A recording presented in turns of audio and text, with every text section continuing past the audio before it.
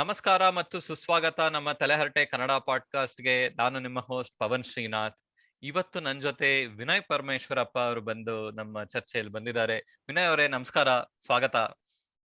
ನಮಸ್ಕಾರ Pavan, thank you. ಬಹಳ ಖುಷಿ ಆಗ್ತಿದೆ to come to your podcast. ನಮಗೂ ನೀವು ನಮ್ಮ IVM ಪಾಡ್ಕಾಸ್ಟ್ ನೆಟ್ವರ್ಕ್ ಅಲ್ಲಿ ಮೊದಲು ನಾನ್ ಕರಿ ಇಂಗ್ಲಿಷ್ ಹಿಂದಿ ಶೋಗ್ ಹೋಗಿ ಆಮೇಲೆ ನಮಗ್ ಗೊತ್ತಾಯ್ತು, ಇಲ್ಲ ನೀವು ನಮ್ ಬೆಂಗಳೂರು ಮೈಸೂರಿನವರು, ಕನ್ನಡನೂ ಮಾತಾಡ್ತೀರಾ, ಬನ್ನಿ ನಮ್ ಪಾಡ್ಕಾಸ್ಟ್ ಹೇಗ್ ಬರ್ದೇ ಇರೋಕ್ ಆಗತ್ತೆ ಅಂತ ಕರ್ದಿದೀವಿ. ಸೊ ತುಂಬಾನೇ ಥ್ಯಾಂಕ್ಸ್. ಇದು ಹೇಗೆ ಅಂದ್ರೆ, ನಾನು ಸ್ಕೂಲಿಗೆ ಹೋಗಿದ್ದು ಕೇಂದ್ರ ವಿದ್ಯಾಲಯ, ನಮಗೆ ಅಲ್ಲಿ ಹಿಂದಿ ಹೇಳ್ಕೊಟ್ರು. ಸೊ ಅದಕ್ಕೆ ನಾವು ಇಂಗ್ಲಿಷ್ ಮುಗಿಸ್ಕೊಂಡು ಪಾಡ್ಕಾಸ್ಟ್ ಈಗ ಕಂಗ್ಲಿಷ್ ಪಾಡ್ಕಾಸ್ಟ್ ಬಂದಿದ್ದೀವಿ. ಸೊ ಹೇಗೋ ಬಂದ್ರೇನು ಬಂದಿದ್ದೀರಾ, ಸೊ ತುಂಬಾನೇ ಖುಷಿ ಆಗತ್ತೆ. ಸೊ ನಾವು ಇವತ್ತು ಸೊ ಕೇಳೋಗರೆ ನಮ್ಮ ಅತಿಥಿ ಇವತ್ತು ವಿನಯ್ ಅವರು ಗಲಿ ಟೂರ್ಸ್ ಅಂತ ಒಂದು ಅದ್ಭುತವಾದ ಟ್ರಾವೆಲ್ ಕಂಪನಿಯ ಫೌಂಡರ್. ಮುಂಚೆ ಇದು ರಾಯಲ್ ಮೈಸೂರ್ ವಾಕ್ಸ್ ಅಂತ ಕಂಪನಿ ಆಗಿತ್ತು, ಈಗ ಗಲಿ ಟೂರ್ಸ್ ಅಂತ ಎಕ್ಸ್ಪ್ಯಾಂಡ್ ಮಾಡಿದ್ದಾರೆ. ಸೊ ವಿನಯ್ ಅವರು ಒಂದು ಮೈಸೂರು ಮತ್ತು ಬೆಂಗಳೂರು ಮಧ್ಯೆ ಅವರ ಟೈಮ್ ಅನ್ನ ಸ್ಪೆಂಡ್ ಮಾಡ್ತಾರೆ, ಬೇರೆ ಕಡೆ ಟ್ರಾವೆಲ್ ಮಾಡ್ತಾ ಇಲ್ಲ ಅಂದ್ರೆ. ನಮ್ಮ ನಾನ್ ಕರಿ ಪಾಡ್ಕಾಸ್ಟ್ ಅಲ್ಲಿ ಮೈಸೂರಿನ ಊಟದ ಬಗ್ಗೆ, ನಮ್ಮ ಕರ್ನಾಟಕದ ಫುಡ್ ಕಲ್ಚರ್ ಬಗ್ಗೆ ಸ್ವಲ್ಪ ಹೋಗಿ ಮಾತಾಡಿದ್ರು. ಇವತ್ ನಾವು ಬೇರೆ ಒಂದು ವಿಷಯ ಬಗ್ಗೆ ಮಾತಾಡಕ್ ಹೊರಟಿದೀವಿ. ನಾವು ತುಂಬಾ ಸತಿ ನಮ್ಮ ದೇಶದಲ್ಲಿ ಇಲ್ಲ ನಮ್ಮ ಮನಸ್ಸಲ್ಲಿ ನಾವು ಟೂರಿಸಂ ಅಂದ್ರೆ ಪ್ರವಾಸೋದ್ಯಮ ಅಂತ ಒಂದು ಯೋಚನೆ ಮಾಡಕ್ ಹೋದ್ರೆ ಒಂದು ನ್ಯಾಷನಲ್ ಲೆವೆಲ್ ಇಂಡಿಯಾ ಒಂದು ಟೂರಿಸಂ ಡೆಸ್ಟಿನೇಷನ್ ಅಂತ ಮಾತಾಡೋಕ್ ಹೋಗ್ತೀವಿ. ಕರ್ನಾಟಕ ಒಂದು ಒನ್ ಸ್ಟೇಟ್ ಮೆನಿ ವರ್ಡ್ಸ್ ಅಂದ್ರೆ ಟ್ಯಾಗ್ ಲೈನ್ ಎಲ್ಲ ಇದೆ ನಮ್ಮ ಸರ್ಕಾರದಿಂದ. ಆ ರಾಜ್ಯದಲ್ಲಿ ಒಂದು ಟೂರಿಸಂ ಪಾಲಿಸಿ ಬೇಕು ಅಂತ ಮಾತಾಡ್ತೀವಿ. ಆದ್ರೆ ಯೋಚನೆ ಮಾಡೋದಕ್ಕೆ ನಂಗೆ ಆ ಸ್ಟೇಟ್ ಲೆವೆಲ್ ನ್ಯಾಷನಲ್ ಲೆವೆಲ್ ಅಲ್ಲಿ ಕಷ್ಟ. ಆದ್ರೆ ಒಂದು ನಗರ, ಈಗ ವಿನಯ್ ಅವರೇ ನೀವು ಶುರು ಮಾಡಿದೆ ರಾಯಲ್ ಮೈಸೂರ್ ವಾಕ್ಸ್ ಅಂತ, ಮೈಸೂರ್ ಅಂತ ಒಂದು ಊರು ತಗೊಂಡ್ರೆ ಇಮ್ಮಿಡಿಯೇಟ್ ಲಿಂಕ್ ಆಗೋಗತ್ತಲ್ವಾ, ಹೇಗೆ ಆ ತರ ಒಂದು ಊರು ಟೂರಿಸಂಗೆ ಸಂಬಂಧಪಟ್ಟಿದೆ ಅಂತ ಅಲ್ವಾ? ಡೆಫಿನೆಟ್ಲಿ. ಬಿಫೋರ್ ನಾನು ಐ ಗೆಟ್ ಇಂಟು ಮೈಸೂರು, ನಾನು I really want to congratulate you. ನೀವು ಈ ತಲೆ ಹರಟೆ ಪಾಡ್ಕಾಸ್ಟ್ ಎಷ್ಟು ಒಳ್ಳೆ ಕೆಲಸ ಮಾಡ್ತೀರಾ ಅಂದ್ರೆ ಬಹಳ ಖುಷಿ ಆಗುತ್ತೆ.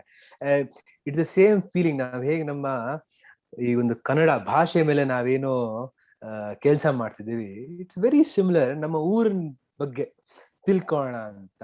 It's a very similar feeling ಬರುತ್ತೆ. ಅದೇ ತರ ಮೈಸೂರ್ ಮೇಲೆ ಏನೋ ಒಂದ್ ಸ್ವಲ್ಪ ವರ್ಕ್ ಮಾಡಿ ಸ್ಟಾರ್ಟೆಡ್ ರಾಯಲ್ ಮೈಸೂರ್ ವರ್ಕ್ಸ್ ಅಂತ. ಹಾಗೆ ಕೇಳ್ಬೇಕಂದ್ರೆ, ನಾನು originally I am not from Mysore, ನಾನು ಹುಟ್ಟು ಬೆಳೆದಿದ್ದೆಲ್ಲ ಬೆಂಗಳೂರಲ್ಲಿ. ಆದ್ರೆ ಹೋಲ್ ಫ್ಯಾಮಿಲಿ ಬ್ಯಾಂಗ್ಳೂರ್ ಮತ್ತೆ ಮೈಸೂರು ಮಧ್ಯ ರಿಲೇಟಿವ್ಸ್ ಅಲ್ಲಿದ್ರು. ಚಿಕ್ಕಮ್ಮ ಅಂತೆ ಮಾಮ ಅಂತವರೆಲ್ಲ ಅಲ್ಲಿದ್ರು, ಇನ್ ಮಿಕ್ಕಿದ ರಿಲೇಟಿವ್ಸ್ ಬೆಂಗಳೂರಲ್ಲಿದ್ರು. ಸೊ ಬಹಳ ಹೋಗ್ತಾ ಬರೋದು ಇತ್ತು. It was finally during engineering. ಈಗ ಗೊತ್ತಲ್ಲ, ನಾವೆಲ್ಲ ಈ ಕಡೆ ಹುಟ್ಟು ಬೆಳೆದ್ರೆ ಇಂಜಿನಿಯರಿಂಗ್ ಓದ್ಲೇಬೇಕು ನಾವು ಅಲ್ವಾ. ಇಂಜಿನಿಯರಿಂಗ್ ಗೋಸ್ಕರ ನಾನು ಮೈಸೂರಿಗೆ ಹೋಗಿದ್ದು. ಅಲ್ಲಿದ್ದಾಗ ಒಂದು 4 years ಹೇಳಿದ್ರೆ the city really grows on you ಅಂತ. ಬಹಳ ಇಷ್ಟ ಆಯ್ತು ಮೈಸೂರು ಆಸ್ ಎ ಸಿಟಿ. ಚೆನ್ನಾಗಿದೆ ಅಲ್ಲ. ಎಸ್ಪೆಷಲಿ ನಾವು ಬೆಂಗಳೂರಿಂದ ಹೋದ್ರೆ, ಬೆಂಗಳೂರಲ್ಲೂ ಇತಿಹಾಸ ಇದೆ, ಸಾಕಷ್ಟಿದೆ. ಆದ್ರೆ ನಮ್ಮ ಹೊಸ ಬೆಂಗಳೂರು ಆ ಇತಿಹಾಸನೆಲ್ಲ ಮುಳುಗಾಕೊಂಡ್ಬಿಟ್ಟಿದೆ, ನುಂಗಾಕೊಂಡ್ಬಿಟ್ಟಿದೆ.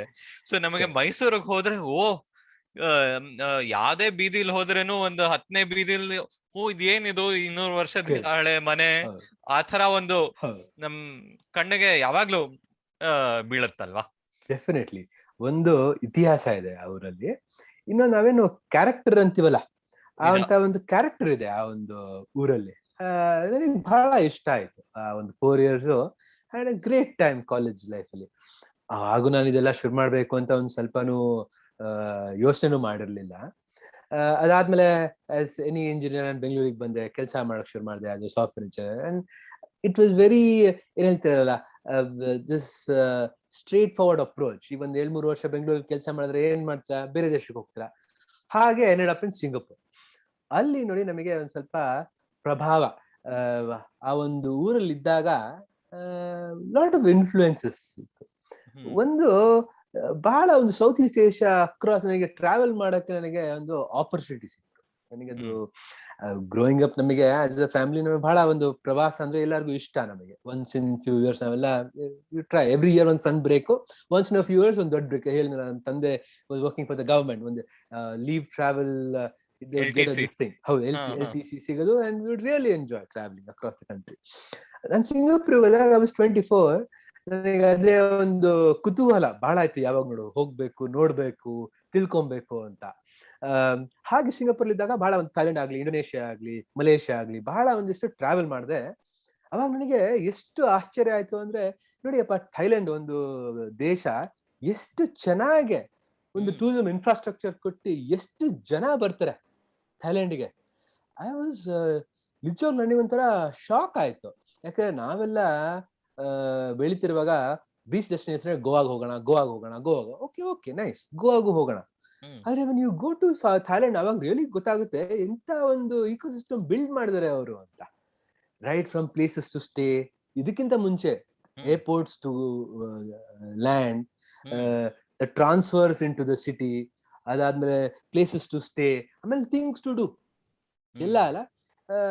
ಫ್ಯಾಂಟಾಸ್ಟಿಕ್. ನನಗೆ ಬಹಳ ಒಂದು ಆಶ್ಚರ್ಯ ಆಗಿದೆ ಅಂದ್ರೆ ಸಿಂಗಪುರ್ ಅಂತ ಊರು ಬೆಂಗಳೂರಷ್ಟು ದೊಡ್ಡದಿಲ್ಲ, ಆದ್ರೆ ಬೆಂಗಳೂರು ಇಡೀ ಇಂಡಿಯಾಕ್ಕಿಂತ ಜಾಸ್ತಿ tourist, international tourist, more than India ಸಿಂಗಪುರಿಗೆ ಹೋಗ್ತಾರೆ. ಆ ಒಂದು ನಂಬರ್ ಕೇಳಿ ನನಗೆ ಬಹಳನೇ ಆಶ್ಚರ್ಯ ಆಯ್ತು. ನಮಗೆ ಒಂದು 10 ಮಿಲಿಯನ್ ಅಂದ್ರೆ 1 ಕೋಟಿ ಜನ ಬರ್ತಾರೆ ಪ್ರವಾಸಕ್ಕೆ ಇಂಟರ್ನ್ಯಾಷನಲಿ ಇಂಡಿಯಾಗೆ ಒಂದು ವರ್ಷದಲ್ಲಿ. ಅದೇ ಸಿಂಗಪುರ್ಲಿ 18 ಮಿಲಿಯನ್, ಆಲ್ಮೋಸ್ಟ್ ಡಬಲ್, 2 ಕೋಟಿ ಜನ ಒಂದು ಊರಿಗೆ 20 ಲಕ್ಷ ಜನ ಇದಾರೋ ಏನೋ ಅಷ್ಟೇ ಅಲ್ಲಿ. ಎಕ್ಸಾಕ್ಟ್ಲಿ, ಒಂದು ಊರಲ್ಲಿ. ಮತ್ತೆ ಆ ಊರಲ್ಲಿ 30 ವರ್ಷ ಬಿಟ್ರೆ ಅದಕ್ಕೆ ಹಿಂದೆ ಏನು ಇರಲಿಲ್ಲ, ಅದು it was a fishing port ಅದು. ಹೌದು. ಅವಾಗ ನನಗೆ ರಿಯಲೈಸ್ ಆಯ್ತು, ನೋಡಿ, ಒಂದು 30 ವರ್ಷದ ಇತಿಹಾಸ ಇಟ್ಕೊಂಡು it's a man made island almost ಅಲ್ವಾ. ಅಂತ ಒಂದು ದೇಶಕ್ಕೆ ಇಷ್ಟು ಜನ ಬರ್ತಾರೆ ಅಂದ್ರೆ, ಚಿಕ್ಕ ದೇಶಕ್ಕೆ. ನಮ್ಮ ಹತ್ರ ಒಂದು 5,000 ವರ್ಷ ಇತಿಹಾಸ ಇಲ್ವಾ ಪವನ್? 5,000 ಮನುಷ್ಯರು ಯಾವಾಗ ಬಂದ್ರು ಅಂದ್ರೆ 70,000 ವರ್ಷ ಹಿಂದೆ ತನಕನೂ ಹೋಗ್ತೀವಿ. ಸೊ ಅಷ್ಟೊಂದು ಇತಿಹಾಸ ಇರುವಾಗ, ಹೌದು, ನಾವು ಅದಕ್ಕೆ ಸರಿಯಾಗಿ ಹೊರಗಿನವ್ರಿಗೆ, ನಮ್ಮ ದೇಶದವ್ರಿಗೆ, ನಮ್ಮ ಊರಿನವ್ರಿಗೆ ನಾವು ಒಂದು ಜಸ್ಟಿಸೇ ಮಾಡ್ತಾ ಇಲ್ಲ ಅಲ್ವಾ? ಎಕ್ಸಾಕ್ಟ್ಲಿ. ಸೊ ನನಗೆ ಅದೇ ಅನ್ಸಿದ್ದು, ನೀವ್ ಹೇಳ್ದಾಗೆ ಒಂದು ಜಸ್ಟಿಸ್ ಏನೋ ಸರಿ ಇಲ್ವಲ್ಲ ಇದ್ರಲ್ಲಿ ಅಂತ ನನಗೆ ಅನ್ಸ್ತು. ಸೊ ಅವಾಗ ನಾನು ಬಿಟ್ಟೆ ಸಿಂಗಾಪುರ್ಲಿ. ಅವಾಗ ಏನಾಯ್ತು, ಸಿಂಗಾಪುರ್ ಇದ್ದಾಗ ಹೀಗೆ ಒಂಥರ ಒಂದು ವಾಕಿಂಗ್ ಟೂರ್ ಅಂತ ಯಾರೋ ಹೇಳಿದ್ರು. ಏನಪ್ಪಾ ಇದು ವಾಕಿಂಗ್ ಟೂರ್, ನಾನು ಕೇಳೇ ಇಲ್ವಲ್ಲ, ಏನ್ ಮಾಡ್ತಾರೆ ಅಂತ. ಅಲ್ಲಿ ಹೋದಾಗ ಬಹಳ ಚೆನ್ನಾಗಿತ್ತು ಆ ಒಂದು ವಾಕಿಂಗ್ ಟೂರ್. ಒಂದು ಬರೀ ವಾಕ್ ಮಾಡ್ತಾ, ಏನು ಒಂದು ಸಣ್ಣ ಜಾಗ, ಚೈನಾ ಟೌನ್ ಅಂತ ಒಂದು ಏರಿಯಾ ಅಲ್ಲಿ ಈ ಲೇಡಿ ಬಂದು ನಮಗೆ ಕರ್ಕೊಂಡು ಹೋದ್ರು 2-3 ಅವರ್ಸ್. ಎಷ್ಟು ಎಂಜಾಯಬಲ್ ಆಗಿತ್ತು ಅಂದ್ರೆ, ಯಾಕಂದ್ರೆ that lady Har self was a Chinese descendant. ಅವ್ರ ಅಜ್ಜಿ ಎಲ್ಲ ಹುಟ್ಟು ಬೆಳೆದಿದ್ದ ಅದೇ ಜಾಗದಲ್ಲಿ ಅಂತ. ನಾವೊಂದು 2-3 ಅವರ್ಸ್ ಜೊತೆ ಸ್ಪೆಂಡ್ ಮಾಡಿದಾಗ ಎಂಥ ಒಂದು ಅದ್ಭುತಕರ ಎಕ್ಸ್ಪೀರಿಯನ್ಸ್ ಅಂದ್ರೆ ಇದು. ಹೇಳ್ತಾರಲ್ಲ, ಬಹಳ ಖುಷಿ ಆಯ್ತು. ಈ ಅಪೀಲ್ಸ್ ಟು ಮೀ ಅಂತ ಹೇಳ್ತಾರಲ್ಲ, ಪೀಪಲ್ ಅಂತೆ, ಟ್ರಾವೆಲ್ ಅಂತೆ, trivia, all my interest subjects. ಅದ್ ಮುಗಿಸ್ಕೊಂಡ ಹೇಳ್ದೆ, ಬಹಳ ಖುಷಿ ಆಯ್ತು ಇಲ್ಲಿ ಬಂದಿದ್ದು. ನಾನು ವಾಪಸ್ಸು ನಮ್ಮ ಊರಿಗೆ ಹೋಗಿ ಇದನ್ನೇ ಶುರು ಮಾಡ್ತೀನಿ ಅಂತ ಅವ್ರಿಗೆ ಹೇಳ್ದೆ. ಅವ್ರು ಮೋಸ್ಟ್ಲಿ ಜೋಕ್ ಮಾಡ್ತಿದ್ದಾರೆ ಅಂದ್ಕೊಂಡ್ರು. ಆದ್ರೆ ಐ ಥಿಂಕ್ ಹೇಳ್ತಾರಲ್ಲ, you either need inspiration or irritation ಅಂತ. ನನಗೆ 2 ಆಗಿತ್ತು. ಇರಿಟೇಷನ್ ಆಗಿತ್ತು ಕೆಲಸದಲ್ಲಿ, ಮತ್ತೆ ಒಂದ್ ಸ್ವಲ್ಪ ಇನ್ಸ್ಪಿರೇಷನ್ ಕೂಡ ಸಿಕ್ತು. ಅವಾಗ ನಾನು ವಾಪಸ್ ಬಂದಾಗ ಮೈಸೂರಿಗೆ ಹೋಗಿ ಇದನ್ನ ಶುರು ಮಾಡಿದೆ. ಬಹಳ ಜನ ಕೇಳ್ತಾರೆ ಯಾಕೆ ಮೈಸೂರು ಅಂತ. ಬಟ್ ಆನೆಸ್ಟ್ಲಿ ಯಾಕೆ ಮೈಸೂರು ಅಂದ್ರೆ, ನಮ್ ತಂದೆ ತಾಯಿ ಅವಾಗ ಮೈಸೂರಿಗೆ ಶಿಫ್ಟ್ ಆಗಿದ್ರು ಬೆಂಗಳೂರಿಂದ. ನನಗೆ ಬಾಡಿಗೆ ಕೊಡೋಕೆ ದುಡ್ಡಿರ್ಲಿಲ್ಲ. ಸೊ ಅದಕ್ಕೆ ಮೈಸೂರಿಗೆ ಹೋದೆ. ವಾಟ್ ಎವರ್ ಸೇವಿಂಗ್ಸ್ ಅನ್ನಿತ್ತು ನನ್ನ ಸಿಂಗಾಪುರ್ ಅಲ್ಲಿ, ಬಿಸ್ನೆಸ್ ಮೇಲೆ ಹಾಕೋಣ ಅಂತ ಹೋದೆ. That was my fourth thought. ನಾನು ಹೇಳಿದೆ 24-25 ಅಲ್ಲಿ ಬೆಂಗಳೂರಲ್ಲಿ ಅವಾಗ ಯಾರು ಮಾಡ್ತಾ ಇದ್ವಿ. 2009 ಅಲ್ಲಿ ಇಡೀ ದೇಶದಲ್ಲಿ 3-4 ಜನ ಮಾಡ್ತಾ ಇದ್ವಿ ಅಷ್ಟೇ ಇದನ್ನ. ಬೆಂಗಳೂರಲ್ಲಿ ಒಬ್ರು ಮಾಡ್ತಿದ್ವಿ, ಈಗ ಅವರು ನಿಲ್ಸಿದ್ದಾರೆ. ಬಿಟ್ರೆ ಚೆನ್ನೈ, ಹೈದರಾಬಾದ್, ಕ್ಯಾಲ್ಕಟಾ ಅಷ್ಟೇ ಇರೋದು 3-4 ಜನ. ಸೊ ಮೈಸೂರಿಗೆ ಹೋದಾಗ ಅವಾಗ ನಾನು ಆ ಒಂದು ಐಡಿಯಾ ಇತ್ತು, ನೋಡಿದ್ದೆ ಸಿಂಗಾಪುರ್ ಅಲ್ಲಿ. ಹೆಂಗೋ ಮೈಸೂರು ಟೂರಿಸ್ಟ್ ಡೆಸ್ಟಿನೇಷನ್ ಅಂತ ಜನ ಹೇಳ್ತಾರಲ್ಲ, ಈಗ ಬಾಡಿಗೆ ಇನ್ನು ಕೊಡೋದ್ ಬೇಡ, ಬೇರೆ ಜೊತೆ ಇರೋಣ. ಸೊ ಅಲ್ಲಿದ್ದಿ ಅವಾಗ ಶುರು ಮಾಡಿದೆ, ಯಾಕೊಂದು ವಾಕಿಂಗ್ ಟೂರ್ ಶುರು ಮಾಡ್ಬೋದು ಮೈಸೂರಲ್ಲಿ ಅಂತ. ಸೊ ಹಂಗ್ ನೋಡಿದ್ರೆ ಬಹಳ ಎಲಿಮೆಂಟ್ರಿ ಅಲ್ಲ ನಮ್ಮ ಯೋಚನೆ, ಜಸ್ಟ್ ಟು ಸ್ಟಾರ್ಟ್ ಸಮಥಿಂಗ್ ಅಂತ.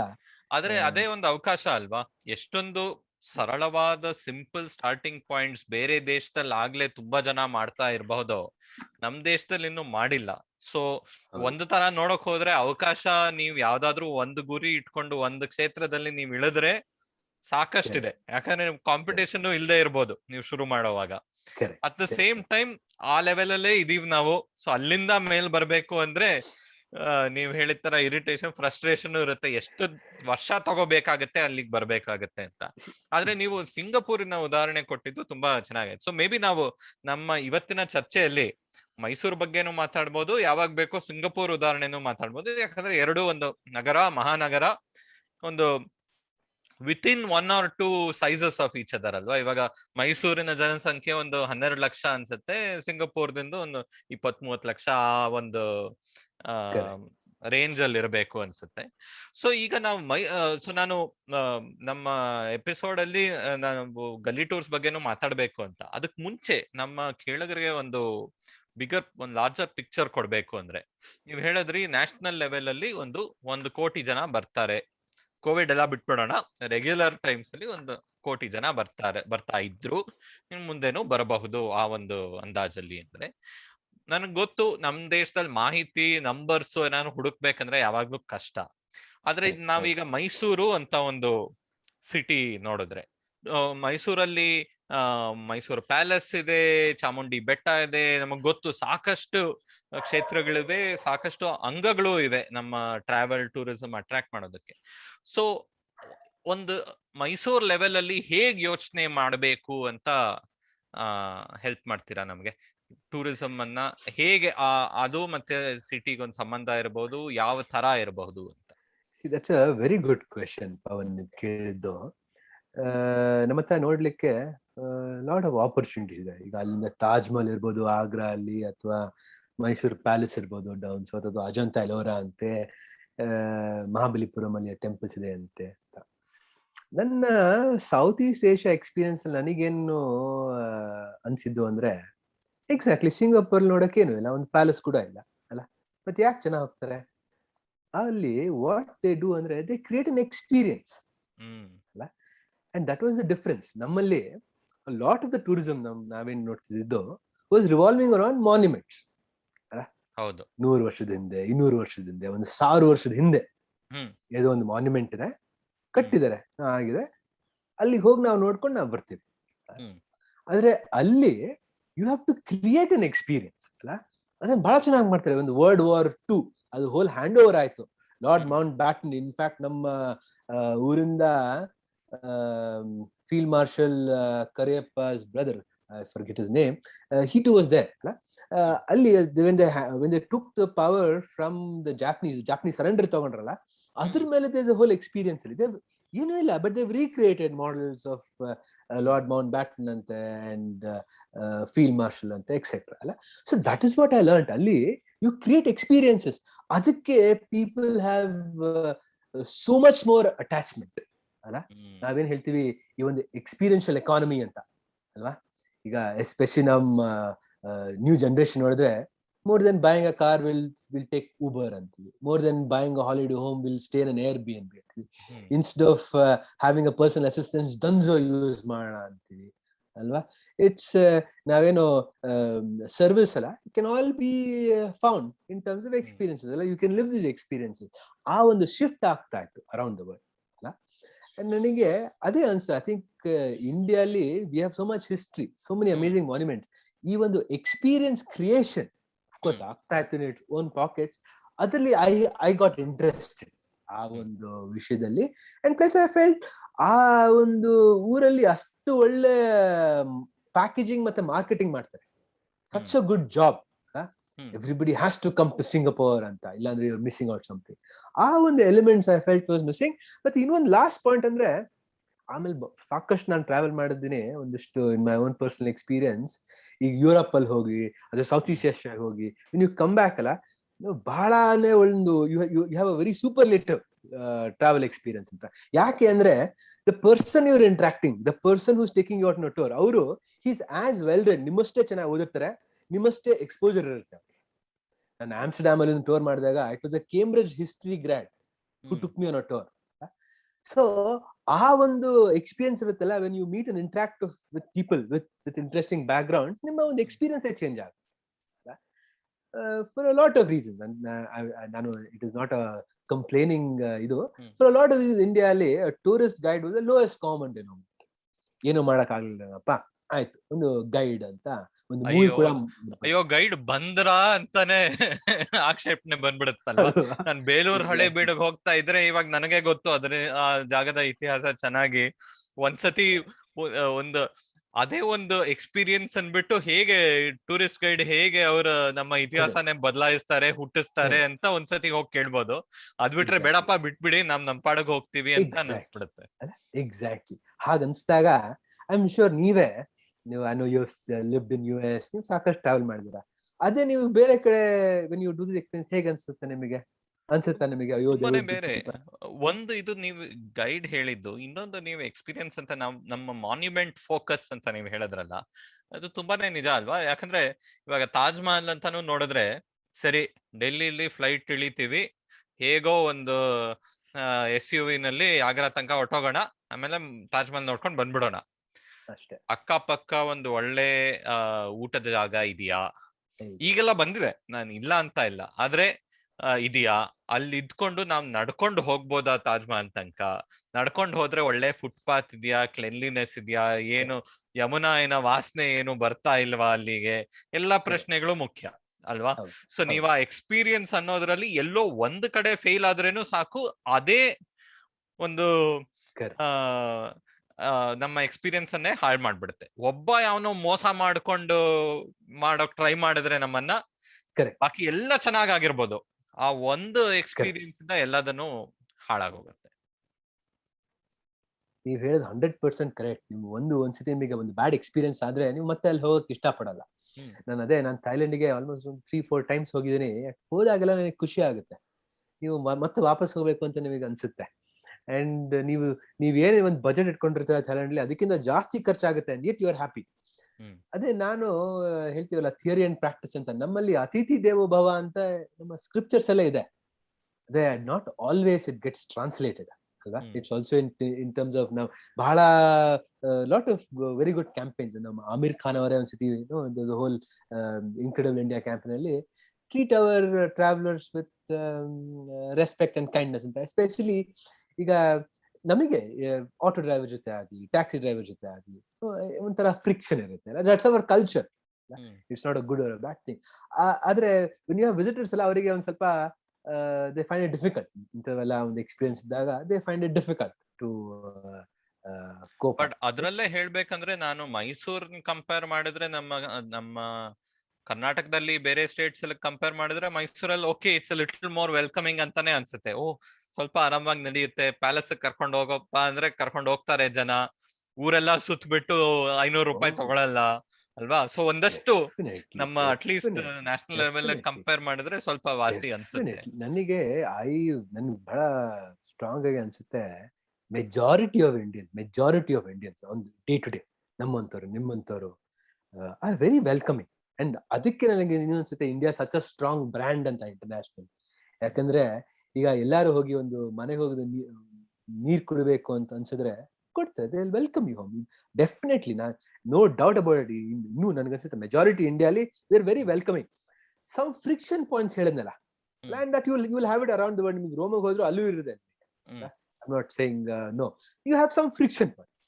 ಅದು some sanitized destinations like Dubai, Singapore, etc., or certain western destinations ಅಲ್ಲಿ ಅದಿಲ್ಲ. But that's one aspect to travel.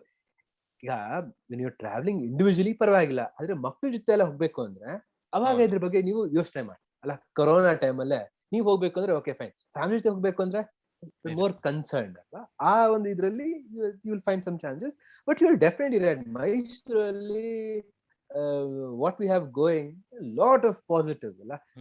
extremely clean city, as a culture ಬಹಳ ವೆಲ್ಕಮಿಂಗ್ ಇದ್ದಾರೆ.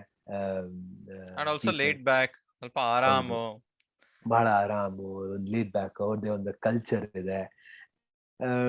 ಮತ್ ನಾನು ಅದೇ ಕೇಳ್ತೀನಿ, ಈಗ ನೀವು ಮೈಸೂರಿಗೆ ಸಾಕಷ್ಟು ಸತಿ ಹೋಗ್ಲಪ್ಪ, ನಿಮ್ಮನ್ನ ಕೇಳಿದ, ಈಗ ಮೈಸೂರು ಅಂತ ಹೇಳಿದ ತಕ್ಷಣ ನಿಮ್ಮ ಒಂದು ಮನಸ್ಸಲ್ಲಿ ಏನೇನ್ ಬರುತ್ತೆ ಒಂದ್ ಸ್ವಲ್ಪ ನನಗೆ ನಾನ್ ಕೇಳ್ತೀನಿ ಏನೇನ್ ಬರುತ್ತೆ ಮೊದ್ಲೆಲ್ಲ ಶುರು ಮಾಡಿದಾಗೆಲ್ಲ ಪ್ಯಾಲೇಸ್ ಇಲ್ಲ ಸಂಡೇ ಈವ್ನಿಂಗ್ ಪ್ಯಾಲೇಸ್ ಲೈಟಿಂಗು ಅಲ್ಲಿ. ಆದ್ರೆ ಹೋಗಿ ಹೋಗಿ ಇಷ್ಟ ಆಗಿ ಈಗ ನಂಗೆ ನೀವ್ ಕೇಳಿದ್ರೆ ನನ್ನ ಫೇವರೇಟ್ ಎಕ್ಸ್ಪೀರಿಯನ್ಸ್ ಅಂದ್ರೆ ಕಾರಂಜಿ ಕೆರೆ. ಮೈಸೂರಿಗೆ ನಾ ಪ್ಯಾಲೇಸ್ಗೆ ಹೋಗದೆ ಇರ್ಬೋದು, ಬೇರೆ ಕಡೆ ಹೋಗದೆ ಇರ್ಬೋದು, ಆದ್ರೆ ಕಾರಂಜಿ ಕೆರೆಗೆ ಒಂದು 2 ಗಂಟೆ ಕಾಲನಾದ್ರೂ ಹೋಗಕ್ಕಾದ್ರೆ ಹೋಗ್ತೀನಿ. ಅಲ್ಲಿ ಆ ಒಂದು ಆ ಏವಿಯರಿ ಅಂತೂ ಅದು ಆತರ ಬೇರೆ ಎಲ್ಲೂ ನನಗೆ ಕಂಡಿಲ್ಲ. ಪೀಕಾಕ್ಸ್ ಇದ್ರೆ ಅದ್ರ ಪಕ್ಕಾನೇ ನಡ್ಕೊಂಡು ಹೋಗ್ಬೋದು. ಅಲ್ಲಿ ಸೈಬೀರಿಯನ್ ಕ್ರೇನ್ ಇರುತ್ತೆ, ಮಾಸ್ಕೋವಿ ಡಕ್ ಇರುತ್ತೆ. ಸೊ ಆ ಒಂದು ಎಕ್ಸ್ಪೀರಿಯನ್ಸ್ ಪ್ಲಸ್ ಆ ಕೆರೆ ಆ ಒಂದು ಇದು. ಬಟ್ ಈಗ ಕಾರಂಜಿ ಕೆರೆಗೂ ಸಾಕಷ್ಟು ಹೋದ್ಮೇಲೆ ಬೇರೆ ಕೆರೆಗಳು, ಕುಕ್ಕರಹಳ್ಳಿ ಕೆರೆ ಎಲ್ಲಾನು ಒಂದು ಒಳ್ಳೆ, ಎಸ್ಪೆಷಲಿ ನಾನು ಬೆಂಗಳೂರಿಂದ ಹೋಗುವಾಗ ಸದ್ಯ ಬೆಂಗಳೂರಿನ ಕಾಟ ಎಲ್ಲ ಸ್ವಲ್ಪ ಬಿಟ್ಟು ಮೈಸೂರಲ್ಲಿ ಲೆಟ್ಸ್ ಜಸ್ಟ್ ಎಂಜಾಯ್ ಅಂತ.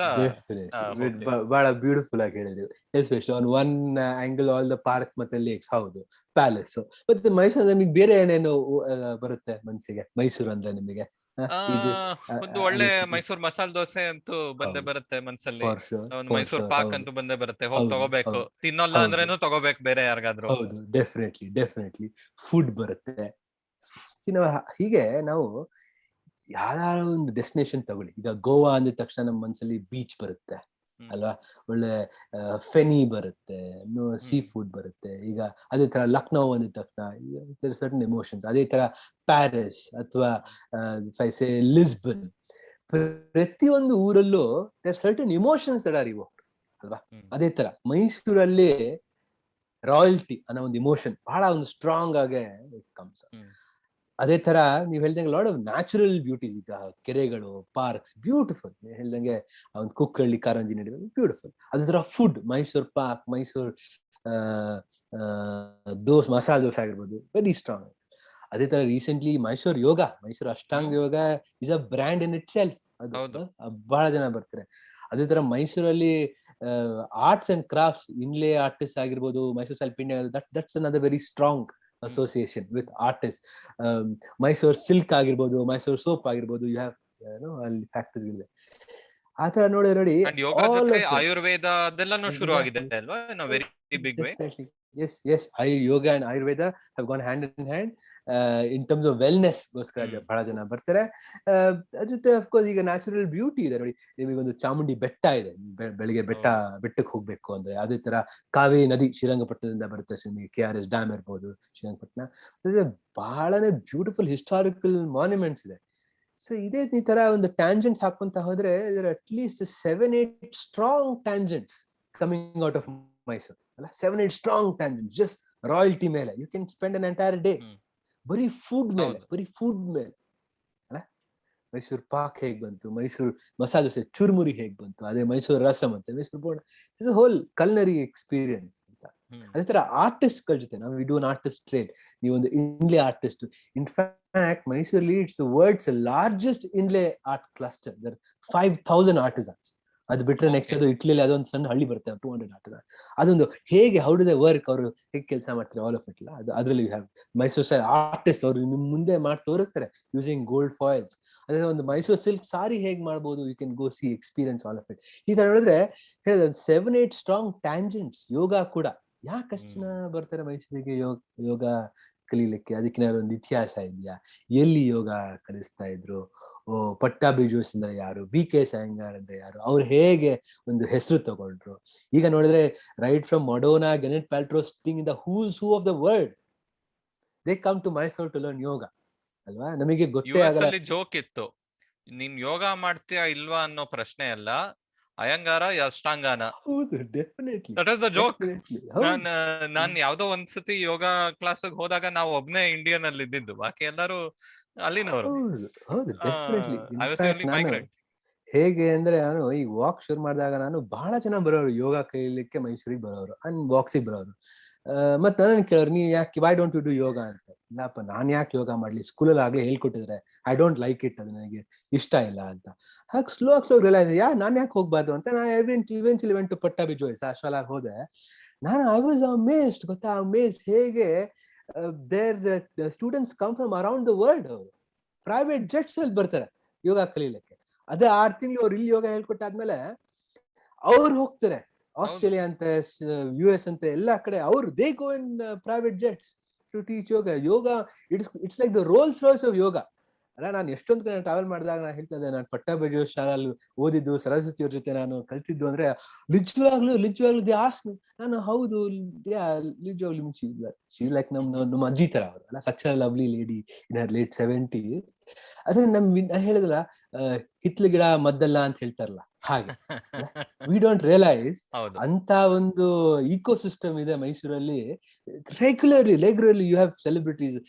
ಐ ಥಿಂಕ್ ಕ್ರಿಸ್ ರಾಕ್ ಅವರ್ ಅವನು Coldplay, he was there in Mysore a few years ago. ಅವರೆಲ್ಲ ಆ ತರ ನೋಡಿದ್ರೆ ಒಂದು you have different ecosystems in Mysore. And if you take a tangent in all of them, ಎಂತ ಒಂದು ಬ್ಯೂಟಿಫುಲ್ ಎಕ್ಸ್ಪೀರಿಯನ್ಸ್ ನಿಮಗೆ ಸಿಗುತ್ತೆ. ಸೊ ಆ ಟ್ಯಾಂಜೆಂಟ್ ಇದೆ, ಆದ್ರೆ ಆ ಟ್ಯಾಂಜೆಂಟ್ಗೂ ನೀವು ಹೇಳ್ತಾ ಇರೋದು ಬೇರೆ ತರದ ಕನೆಕ್ಷನ್ ನಾವು ಹುಡುಕ್ಬೇಕು.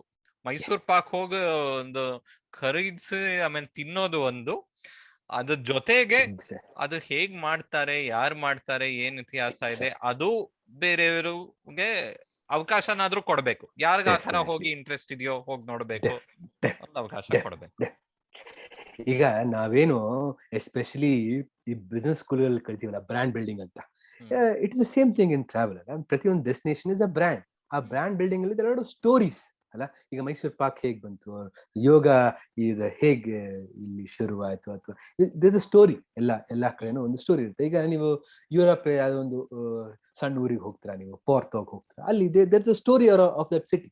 ಅವ್ನು ಬಹಳ ಚೆನ್ನಾಗಿ ಒಂದು ಸ್ಟೋರಿ ಟೆಲಿಂಗ್ ಮಾಡ್ತಾರೆ ಅಲ್ಲ. ಅದ್ರಲ್ಲಿ ಪೀಪಲ್ ಗೆಟ್ ಇಂಟ್ರೆಸ್ಟೆಡ್ ಅಲ್ಲ. ಈ ಒಂದು ಕತೆ ಕೇಳ್ಕೊಂಡು ನಾವು ಹೋಗ್ಬೇಕು ಅಂತ ವಿ ಕಮ್. ಸೊ ನೀವ್ ಹೇಳ್ದಂಗೆ ಎಕ್ಸಾಕ್ಟ್ಲಿ ಎಷ್ಟೊಂದು ಟ್ಯಾಂಜೆಂಟ್ಸ್ ಅಲ್ಲಿ ದೇರ್ ಆರ್ ಸ್ಟೋರಿ. ಆ ಒಂದು ಸ್ಟೋರಿ ಟೆಲಿಂಗ್ ಇದೆಯಲ್ಲ, I think that is the role of tourism ಅಲ್ಲ. People come to lit the story of the city ಅಲ್ಲ. ಆ ಒಂದು ಊರಿನ ಒಂದು ಕತೆ ಇರುತ್ತೆ ಅಲ್ಲ, ಅದ್ರ ಬಗ್ಗೆ ನಾವು ಒಂದ್ ಸ್ವಲ್ಪ ಕೇಳಿರ್ತೀವಿ. You want to come and experience that story. ಆ ಕತೆ ಹೇಗಿದೆ ಅಂತ ನೀವು ಅಲ್ಲಿ ಒಂದ್ 2-3 ದಿನ ಇದ್ದಿ ಅಲ್ಲ, ನೀವು ಆ ಕತೆ ಒಂದನ್ನ ಎಕ್ಸ್ಪೀರಿಯನ್ಸ್ ಮಾಡ್ಕೊಂಡು ನೀವು ಹೋಗ್ತೀರಾ. That is travel. ಅಂಡ್ ಒಳ್ಳೆ ಜಾಗಗಳು, ಒಳ್ಳೆ ನಗರಗಳು, ಈ ತರ ಟೂರಿಸಂ ಅಂದ್ರೆ ಒಂದ್ ಕತೆ ಇರಲ್ಲ, 100 ಕತೆ ಇರುತ್ತೆ ಅಂಡ್ 100 ದೃಷ್ಟಿಕೋನಗಳಿರುತ್ತೆ. ಸೊ ನಿಮಗ್ ಬೇಕಾಗಿರೋದನ್ನ ಬಂದು ನೀವ್ ನೋಡ್ಕೊಂಡು ಹೋಗ್ಬಹುದು. 100% ನೀವ್ ಹೇಳಿದ್ದು ಬಹಳ ಚೆನ್ನಾಗಿ ಹೇಳಿದ್ರಿ. Not only one perspective, 100 perspectives ಇರುತ್ತೆ, ಮತ್ತೆ ಡಿಫ್ರೆಂಟ್ ಸ್ಟೋರಿ ಲೈನ್ಸ್ ಇರುತ್ತೆ ಅಲ್ಲಿ. ಮತ್ತೆ ನನಗೆ ಅನ್ಸುತ್ತೆ the proof in the pudding ಅಂತ ಹೇಳ್ತಿಲ್ಲ, great destinations you cannot finish it in one visit. ನೀವು ಮತ್ತೆ ಹೋಗ್ಬೇಕು, ನಾನು ಮತ್ತೆ ಹೋಗ್ಬೇಕು. ಇಸ್ತಾನ್ಬುಲ್ಗೆ ಒಂದ್ಸತಿ ಹೋದ್ರೆ ನಿಮಗೆ ಸಾಕಾಗಲ್ಲ. You want to go to Istanbul again. ಯಾಕಂದ್ರೆ ಅಂತ ಒಂದು ಲವ್ಲಿ ಡೆಸ್ಟಿನೇಷನ್ ಅಲ್ಲ. ಐ ಆಮ್ ಅ ಟ್ರಾವೆಲರ್, ಯಾಕಂದ್ರೆ ನನಗೆ ಐ ಎಂಜಾಯ್. ನಾನು ಯಾವಾಗಲೂ ಸ್ವಲ್ಪ ಟ್ರಾವೆಲ್ ಮಾಡಿದಾಗ ಒಂದಿನ ಬಿಟ್ಟು ಬಿಡ್ತೀನಿ, ನಾನು ಮತ್ತೆ ಹೋಗೋಣ ಯಾವಾಗಾರು ಅಂತ. ರೀಸನ್ ಹಾಗೆ. ಅದೇ ನಮ್ಮ ಒಂದೊಂದ್ಸತಿ ನಾವ್ ಈ ಕವರೇಜ್ ಇದ್ರಲ್ಲಿ ಮುಳುಗೋಗ್ತಿವಲ್ವಾ.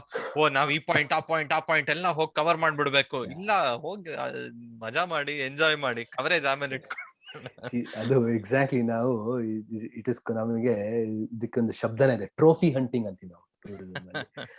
ಏನೋ ಲಿಸ್ಟ್ ನೋಡ್ಬಿಡ್ತೀವಿ, ಒಂದು 10 ಜಾಗಗಳಿರುತ್ತೆ, ನಾನು 1 2 3 4 5 10 ಅಂತ, ಅಂಡ್ ಯು ಕಮ್ ಬ್ಯಾಕ್. ಆದ್ರೆ ಈಗ ನೀವೊಂದು ಜಾಗಕ್ಕೆ ಹೋಗಿ what means a lot to you, ಅದನ್ನ ನೀವು ಮಾಡ್ಕೊಂಡ್ ಬಂದ್ರೆ ಅಲ್ಲ, that is so much more satisfy. ಇದು ಹೇಗೆ ಅಂದ್ರೆ, ನಾವು ಮಲ್ಟಿ ಕ್ವಿಸಿನ್ ರೆಸ್ಟೋರೆಂಟ್ಗೆ ಹೋಗೋದು, ಎಲ್ಲಾದು ಮಾಡ್ತಾರೆ. ಚೈನೀಸ್ ಇಂದ ಹಿಡಿದು ನಾರ್ತ್ ಇಂಡಿಯನ್ ಅಂತ, ಸೌತ್ ಇಂಡಿಯನ್ ಅಂತ, ಇಟಾಲಿಯನ್ ಅಂತ ಎಲ್ಲ.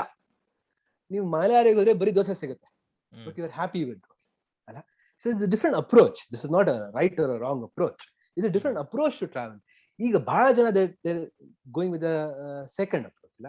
ನಾನು ಹೋಗ್ತೀನಿ, ನನಗೇನ್ ಇಷ್ಟ ಅದನ್ನ ನಾನು ನೋಡ್ಕೊಂಡ್ಬಿಡ್ತೀನಿ. I want experience what matters to me ಅಲ್ಲ. ಆ ಒಂದು it ties with experiential travel. ಇವಾಗ ನಿಮಗೆ ಟೆನ್ಷನ್ ಇರಲ್ಲ, ನಿಮಗೆ ನೀವು ರಜಕ್ಕೆ ಹೋಗಿರೋದಲ್ಲ. ಈಗ ಅದು ಎಕ್ಸಾಕ್ಟ್ಲಿ ಅಲ್ಲ. ಇದು ಸಿಲೆಬಸ್ ಕವರ್ ಮಾಡ್ಬೇಕು ಅಂದ್ರೆ ಅದು ಸ್ಕೂಲ್ ಮತ್ತೆ ಕಾಲೇಜಲ್ಲಿ ನಾವು ಮಾಡಿದ್ವಿ ಸಿಲೆಬಸ್ ಅಲ್ಲ. So that's a shift in travel that is happening. So Vinay ಅವರೇ, ಇಲ್ಲಿ ನಾವು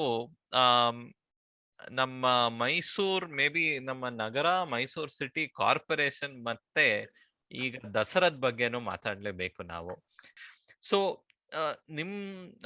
ನೀವ್ ನೋಡಿರೋ ಪ್ರಕಾರ ಮೈಸೂರ್ ಸಿಟಿ ಗವರ್ಮೆಂಟೇ ಸ್ವಲ್ಪ ನಮ್ಮ ಟೂರಿಸಂಗೂ ಒಂದು ಕೈ ಇಟ್ಟಿದೆ ಅಲ್ವಾ?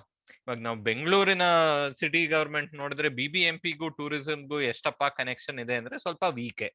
ಅಂದ್ರೆ ಅವ್ರು ಬೇರೆ ಕೆಲಸ ಇದೆ, ಅದನ್ನ ನಾವು ಸೆಪರೇಟ್ ಆಗಿ ಕ್ವೆಶ್ಚನ್ ಮಾಡ್ಬೋದು, ಎಷ್ಟು ಚೆನ್ನಾಗಿ ಮಾಡ್ತಾ ಇದ್ದಾರೆ ಇಲ್ಲ ಎಟ್ಸೆಟ್ರಾ ಎಟ್ಸೆಟ್ರಾ. ಆದ್ರೆ ಮೈಸೂರು ಸಿಟಿ ಕಾರ್ಪೊರೇಷನ್ ನನ್ನ ಅನುಭವದಲ್ಲೂ ದಸರಾ ಆರ್ಗನೈಸೇಷನ್ ಇಂದ ಹಿಡಿದು ಬಾಕಿ ಸಾಕಷ್ಟು ಕೆಲಸ ಮಾಡ್ತಾರಲ್ವಾ. ಡೈರೆಕ್ಟ್ ಆಗಿ ಸ್ವಲ್ಪ ನಾವು ಈ ಟೂರಿಸಂ ಮೇಲೆ ಗಮನ ಕೊಡೋಣ ಅಂತ. ಅದ್ರ ಬಗ್ಗೆ ಸ್ವಲ್ಪ ಹೇಳ್ತೀರಾ? ನಿಮಗ್ ತಿಳಿದಿರೋ ತರ ಹೇಗಿದೆ ಪಾತ್ರ, ಹೇಗಿರಬೇಕು ಡೆಫಿನೆಟ್ಲಿ ಪಾತ್ರ? ನೀವು ಹೇಳಿದ್ದು lot of truth in it. Especially ಮೈಸೂರಲ್ಲಿ tourism is a big chunk as an ಇಂಡಸ್ಟ್ರಿಯಲ್ಲಿ. ಅದರಲ್ಲಿ ದಸರಾ ಅನ್ನೋದು is almost central stage of that tourist activity ಮೈಸೂರಲ್ಲಿ. ಮತ್ತೆ ಮೈಸೂರು ದಸರಾ ಅನ್ನೋದು ಇಟ್ಸ್ ಆಲ್ಮೋಸ್ಟ್ 400 old, 400 ವರ್ಷದಿಂದ ನಡ್ಕೊಂತ ಬರ್ತಾ ಇದೆ. ಮತ್ತೆ ಸಾಕಷ್ಟು ಇವಾಲ್ವ್ ಆಗ್ತಾ ಬರ್ತಾ ಇದೆ. ಇದು 400 ವರ್ಷದ ಹಿಂದೆ it was a victory March ಅಲ್ಲ, ಯುದ್ಧ ಮುಗ್ದಾದ್ಮೇಲೆ ಒಂದು ವಿಕ್ಟ್ರಿ ಮಾರ್ಚ್ಗೆ ಅದು ಸ್ಲೋಲಿ ಅದು ಲೇಟ್ 1800s ಇಂದ ಅದು ಹೇಗಾಯ್ತು ಅಂದ್ರೆ, ಅವಾಗೇನು ಯುದ್ಧ ಮಾಡ್ತಿರ್ಲಿಲ್ಲ, ಬ್ರಿಟಿಷರ್ಸ್ ಬಂದಿದ್ರು, ಎವ್ರಿಥಿಂಗ್, ದೇವರ್ ನೋ ವಾರ್ಸ್ ಅಲ್ಲ. ಅವಾಗ ದಸರಾ ಬಿಕೇಮ್ ಫೆಸ್ಟಿವಲ್. ನಾವೇನು ಫೆಸ್ಟಿವಲ್ ಆಫ್ ದ ಸ್ಟೇಟ್ ಅಂತಲ್ಲ, ನಮ್ಮ ನಾಡಿನ ಹಬ್ಬ ಅಂತ. ಆತರ it took A different shape. ಅದು ಅದನ್ನ ಲೇಟ್ 1890s ಇಂದ ಏನ್ ನಡೆಸ್ಕೊಂತ ಬರ್ತಿದ್ದಾರೆ ದಸರಾ, ಅಲ್ಲಿ it is a celebration and gathering of people. ಅಲ್ಲೂ ನೀವು ನೋಡ್ಬೋದು, ಡೆಫಿನೆಟ್ಲಿ ರೈಟ್ ನಾವು lot of budgets state government ಇಂದ ಇಂಟು ಕಾರ್ಪೊರೇಷನ್, DC ಆಫ್ ಇಂದ lot of budgets come, especially city infrastructure ಆಗಿರ್ಬೋದು, ಇಲ್ಯೂಮಿನೇಷನ್ ಆಗಿರ್ಬೋದು. ಅಂಡ್ ದಸರಾಗೋಸ್ಕರ ಲಾಟ್ ಆಫ್ ಆಕ್ಟಿವಿಟೀಸ್ ನಡೆಯುತ್ತೆ. ಯುವ ದಸರಾ ಅಂತ ಫಾರ್ ದಿ ಯಂಗರ್ ಜನರೇಷನ್, ಅದೇ ತರ ರೈತರ ದಸರಾ ಅಂತ something for the farmers, Dasara exhibition ಅಂತೆ, ಡಿಫ್ರೆಂಟ್ ಆಕ್ಟಿವಿಟೀಸ್ ನಡೆಸ್ತಾರೆ ಅವರ 10-day ಪೀರಿಯಡ್. ಮತ್ತೆ ಕೊನೆ ದಿನ procession that happens, which is a grand finale ತರ.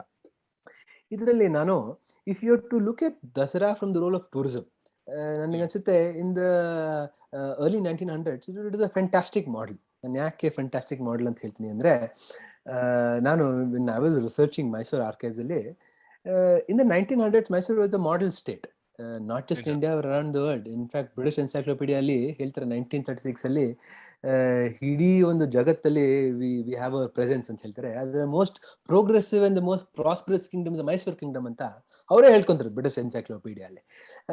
Lot of great things, Nalvadi Krishna Wodeyar ಒಂದು ಪೀರಿಯಡ್ ಅಲ್ಲಿ lot of very interesting things happened in Mysore and truly it got a lot of attention. ಹಾಗಿದ್ದಾಗ ನಾನು I have seen in the archives letter ಬರೀತಾರೆ ಜನ, I want to come to visit Mysore as your guest to see Dasara ಅಂತ. He was an eminent lawyer in Hyderabad, Mirza Ismailಗೆ. ಅವರು ವಾಪಸ್ ಬರೀತಾರೆ, sorry this time we will be unable to accommodate your request to come and experience Dasara ಅಂತ. I have seen even the 1950s ಅಲ್ಲ, in New York Times there were ads for Mysore Dasara. ಬನ್ನಿ New York Times ಅಲ್ಲಿ, I have seen New York Times ಅಲ್ಲಿ, come experience Mysore ಅಂತ.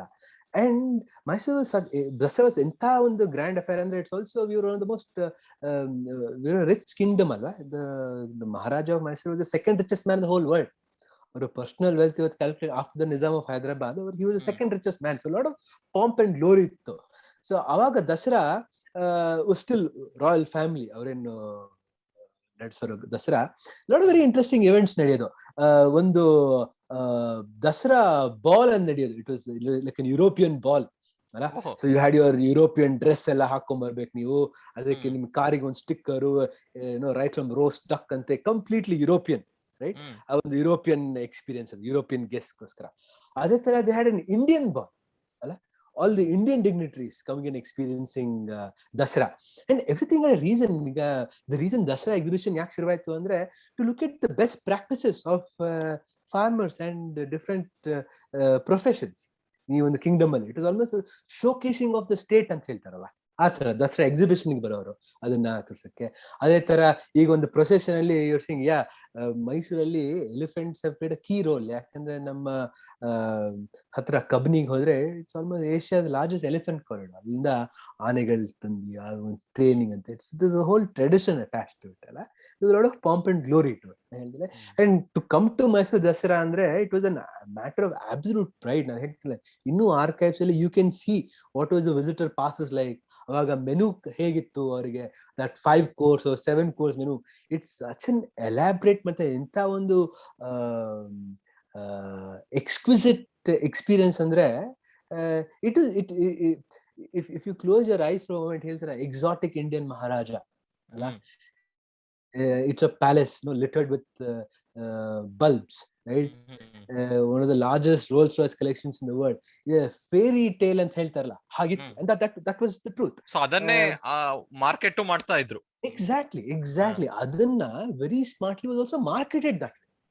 ಅಲ್ಲ, so that people came. ಯಾಕಂದ್ರೆ I also very strongly Dasara ಅವಾಗ was also an income generator for the family, ಅಲ್ಲ, for the state, ಅಲ್ಲ. ಯಾಕಂದ್ರೆ forex everything. Yes, definitely. And it's also a huge brand building exercise, alva.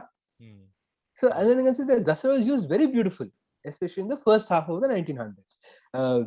ಹೇಳ್ತಾರಲ್ಲ, we can romanticize the past, but ನಾನು what I'm looking at is to learn from the ಏನ್ ಹೇಳ್ತಾರಲ್ಲ, ಕೆಲವು good practices ಇರುತ್ತಲ್ಲ. I think that was a very good practice. Dasara was almost run like a project. ನಮ್ಮ ಹತ್ರ ನೋಡಪ್ಪ, we have all these positives, let's showcase this to the world and let's see how we can also build our brand image and generate revenue ಅಂತ. So that's ಕಾಲಕ್ಕೆ ಸರಿಯಾಗಿ ಒಂದು system ಇತ್ತು. ಈಗ ನಾವು ನಮ್ಮ ಆಧುನಿಕ ದೃಷ್ಟಿಯಿಂದ ನಾವು ಹೇಳ್ಬೋದು, ನೋಡಿ ಅದು ರಾಯಲ್ ಪಾಂಪ್ ಅಂಡ್ ಗ್ಲೋರಿ, ಅದರಲ್ಲಿ ಸ್ವಲ್ಪ ಎಕ್ಸೆಸ್ ಇದೆ, ವೇಸ್ಟ್ ಇದೆ. ಈ ಕಾಲದಲ್ಲಿ ಯಾವನಿಗೆ ಮಹಾರಾಜ ಅನ್ಬಿಟ್ಟು ಅವನಿಗೆ ಸಿಂಹಾಸನ ಬೆಲ್ ಕೂರಿಸ್ಬೇಕು, ಆ ಬೇರೆ ಒಂದು ಚರ್ಚೆ. ನಾವೀಗ ಒಂದು ಡೆಮೋಕ್ರಸಿಲಿ ಇದೀವಿ ಅಂತ ಎಲ್ಲ ಹೇಳ್ಬಹುದಲ್ವಾ. ಸೊ ಅದೇ, ಸೊ ಆ ಕಾಲದಲ್ಲಿ ಅವ್ರು ಹಂಗ್ ಮಾಡಿದ್ರೆ ನಾವು ನಮ್ಮ ಕಾಲದಲ್ಲಿ ನಮ್ಮ ಕಾಲಕ್ಕೆ ಸರಿಯಾಗಿ ಒಂದು ಸಿಸ್ಟಮ್ ಇಡಬೇಕು. Of course, exactly. ಕಾಲದ ತಕ್ಕ ಹಾಗೆ ವಿ ಹ್ಯಾವ್ ಟು ಚೇಂಜ್, ನೀವು ಹೇಳ್ದಂಗೆ. And royalty, we do not follow any royal practices anymore. Titles ಇಲ್ಲ ಈಗ, ವಿ ಆರ್ ಎ ಡೆಮೋಕ್ರಸಿ. ಇತಿಹಾಸ ಹೆರಿಟೇಜ್ ಅಂತ ನೋಡಬಹುದು, not from power and prestige. Exactly, ಇತಿಹಾಸ ಮತ್ತೆ ಹಿಸ್ಟ್ರಿ, ಕಲ್ಚರ್ ಎಲ್ಲ ನೋಡ್ಬೋದು. If you are looking at it from the point of tourism ಅಂದ್ರೆ it's a brand that you are carrying forward. ಈಗ ನಾನೆಲ್ಲ ಓದಿದ್ದೆ, ಇಂಗ್ಲೆಂಡ್ ಅಲ್ಲಿ ಅಷ್ಟು ಯಾಕೆ ಒಂದು ರಾಯಲ್ ಫ್ಯಾಮಿಲಿಗೆ ಅಷ್ಟು ಇಂಪಾರ್ಟೆನ್ಸ್ ಕೊಡ್ತಾರೆ ಅಂದ್ರೆ it's a revenue generator. Every UK tax payer pay something like 60p every year ಅಂತೆ to keep the royal family up and running. The reason they do it ಯಾಕಂದ್ರೆ their revenues from tourism, because the royal family exceeds that. ಹೇಳ್ತಾರೆ, it is purely looked at as project ಅಲ್ಲ ಇದು. I mean, at the end of it, it's a project. It's a sustainable project. ಆ ಥರ ನೋಡಿದ್ರೆ of course ಇವತ್ತು times change ಆಗಿದೆ. Today Dasara is largely a state run festival, so ಅದಕ್ಕೆ funding ಬರುತ್ತೆ state government ಇಂದ ಸಾಕಷ್ಟು. ಅದರಲ್ಲಿ ಇನ್ಫ್ರಾಸ್ಟ್ರಕ್ಚರ್ ಆಗ್ಬೋದು, ಇಲ್ಯೂಮಿನೇಷನ್ ಆಗ್ಬೋದು. I think they do a lot of work. And also with that it's a lot of ಅಕ್ಕಪಕ್ಕ ಊರುಗಳಿಂದ, ಕೇರಳ ಇಂದ, you see a lot of mass tourism with Dasara that's coming in. That it can be debated what's the way forward anta, but you're seeing the shift in focus. Dasara ali aag hegittu ಈಗ ಹೇಗಿದೆ ಅಂತ ನನಗೆ ಇನ್ನೂ ಅನ್ಸುತ್ತೆ. It's a great brand story for Mysore. ಎಷ್ಟು ಕಡೆ ನಾವು ಹೋದಾಗ ಹೇಳ್ಬೋದು 400 ವರ್ಷದಿಂದ ನಡ್ಕೊಂಡ್ ಬರ್ತಾ ಇದೆ ಇಂಥ ಒಂದು ಇತಿಹಾಸ ಅಂತ. ವೆರಿ ಫ್ಯೂ ಪ್ಲೇಸಸ್ ಅಂತ ಒಂದು ಟ್ರೆಡಿಷನ್ ಇಷ್ಟು ವರ್ಷ ನಡ್ಕೊಂಡ್ ಬರ್ತಾ ಇದೆ ಅಂದ್ರೆ I think it's of important.